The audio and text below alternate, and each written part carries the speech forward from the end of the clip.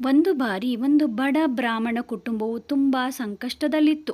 ಅವರಿಗೆ ಆಹಾರಕ್ಕೂ ಹಣವಿಲ್ಲದೆ ದಿನ ಕಳೆಯುತ್ತಿತ್ತು. ಆ ಕುಟುಂಬದ ಮುಖ್ಯಸ್ಥನು ಭಕ್ತಿಯಿಂದ ರಾಘವೇಂದ್ರ ಸ್ವಾಮಿಗಳನ್ನು ಪ್ರಾರ್ಥಿಸುತ್ತಿದ್ದ.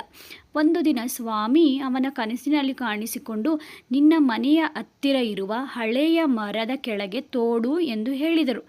ಮುಂದಿನ ದಿನ ಬ್ರಾಹ್ಮಣನು ಅಲ್ಲಿ ತೋಡಿದಾಗ ಅಲ್ಲಿ ಒಂದು ಹಳೆಯ ಪಾತ್ರೆ ಸಿಕ್ಕಿತು. ಅದರಲ್ಲಿ ಚಿನ್ನದ ನಾಣ್ಯಗಳು ತುಂಬಿಕೊಂಡಿದ್ದವು. ಇದನ್ನು ಕಂಡು ಅವನು ಆಶ್ಚರ್ಯಗೊಂಡು ಸಂತೋಷಪಟ್ಟನು. ತನ್ನ ಜೀವನದ ಸಂಕಷ್ಟಗಳು ದೂರವಾದವು. ಈ ಘಟನೆಯ ನಂತರ ಆ ಕುಟುಂಬವು ಸ್ವಾಮಿಗಳ ಮೇಲೆ ಇನ್ನಷ್ಟು ಭಕ್ತಿ ಇಟ್ಟು ದಾನ ಧರ್ಮಗಳಲ್ಲಿ ತೊಡಗಿತು. ಈ ಪವಾಡವು ಭಕ್ತಿಯ ಶಕ್ತಿಯನ್ನು ತೋರಿಸುತ್ತದೆ. ನಂಬಿಕೆ ಮತ್ತು ಶ್ರದ್ಧೆಯಿಂದ ಪ್ರಾರ್ಥಿಸಿದರೆ ದೇವರು ಮತ್ತು ಗುರುಗಳು ಎಂದಿಗೂ ಭಕ್ತರನ್ನು ಕೈಬಿಡುವುದಿಲ್ಲ ಎಂದು ಈ ಕಥೆಯ ಸಾರವಾಗಿದೆ.